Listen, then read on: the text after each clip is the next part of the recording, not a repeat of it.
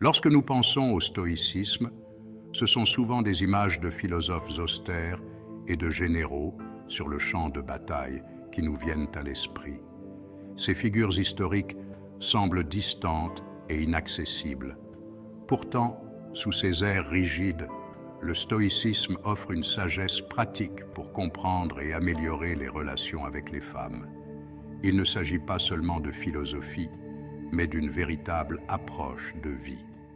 En son cœur, le stoïcisme consiste à se concentrer sur ce que nous pouvons contrôler, nos propres pensées, actions et réactions, et à accepter ce que nous ne pouvons pas contrôler.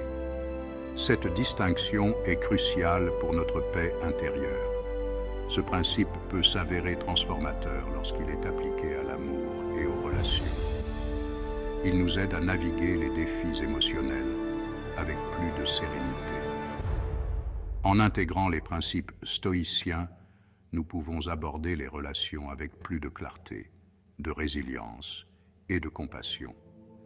Cela nous permet de mieux comprendre nos partenaires et de renforcer nos liens. En fin de compte, le stoïcisme nous rappelle que le plus grand pouvoir que nous possédons réside entre nos propres mains. Le pouvoir de choisir nos réactions et de construire des relations plus solides et plus épanouissantes.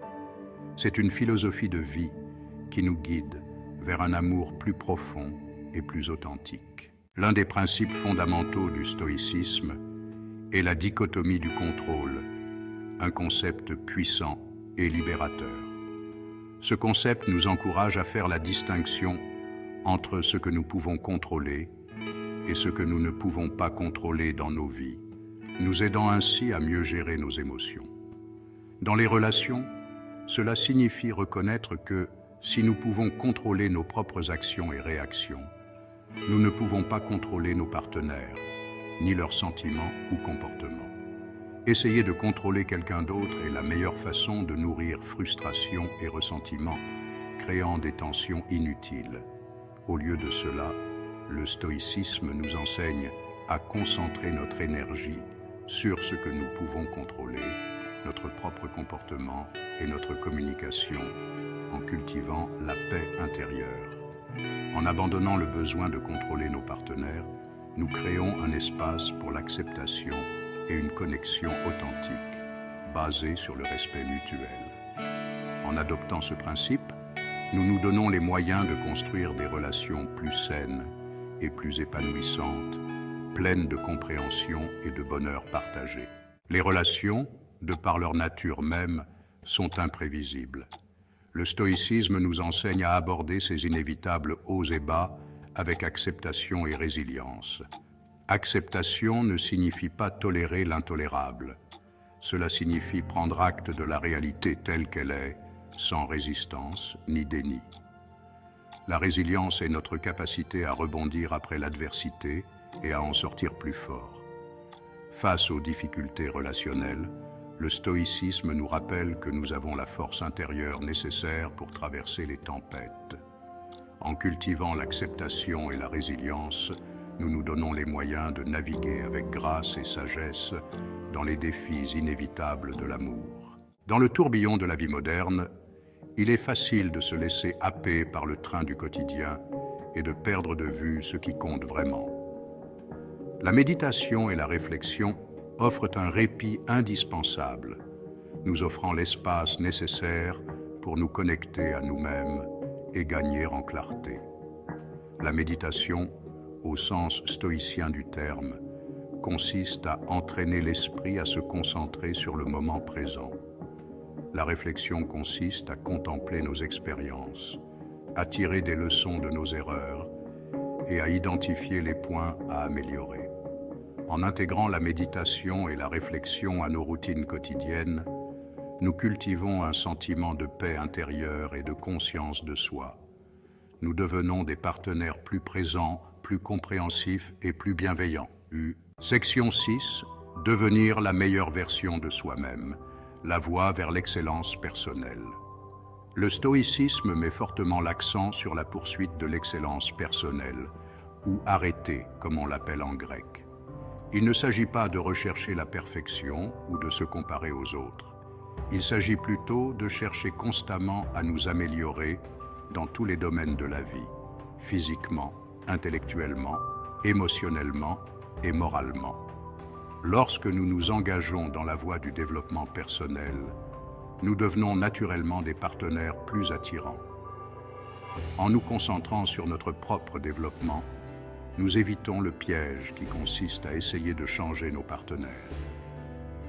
Les relations les plus épanouissantes sont celles dans lesquelles les deux partenaires s'engagent dans leur propre croissance et s'encouragent mutuellement à devenir les meilleures versions d'eux-mêmes. Section 7. La communication est essentielle. Parler le langage du stoïcisme. Une communication efficace est la pierre angulaire de toute relation réussie, qu'elle soit personnelle ou professionnelle. Cependant, même avec les meilleures intentions du monde, des problèmes de communication peuvent survenir, entraînant des malentendus et des conflits qui peuvent être difficiles à résoudre. Le stoïcisme offre un éclairage précieux sur la communication claire, empathique et respectueuse, en nous guidant vers une meilleure compréhension mutuelle. Avant toute chose, le stoïcisme souligne l'importance d'écouter, vraiment écouter, pour comprendre et pas seulement pour répondre, ce qui est souvent négligé. Il s'agit d'être pleinement présent dans la conversation, d'accorder toute notre attention aux paroles et au langage corporel de notre partenaire, sans distraction. Ensuite, le stoïcisme nous encourage à choisir nos mots avec soin, en pesant chaque mot avant de parler. Évitez le langage accusateur ou les attaques personnelles, car ils peuvent nuire à la relation. Concentrez-vous plutôt sur l'expression claire et respectueuse de vos propres sentiments et besoins, en utilisant des « je » plutôt que des « tu ». En abordant la communication avec empathie et respect, nous créons un espace sûr pour un dialogue ouvert et honnête, favorisant ainsi des relations plus profondes et plus significatives. Section 9. Votre voyage stoïcien. Une quête de toute une vie, celle de l'amour et de la sagesse. Adopter le stoïcisme ne signifie pas se transformer du jour au lendemain, ni devenir un robot dépourvu d'émotions.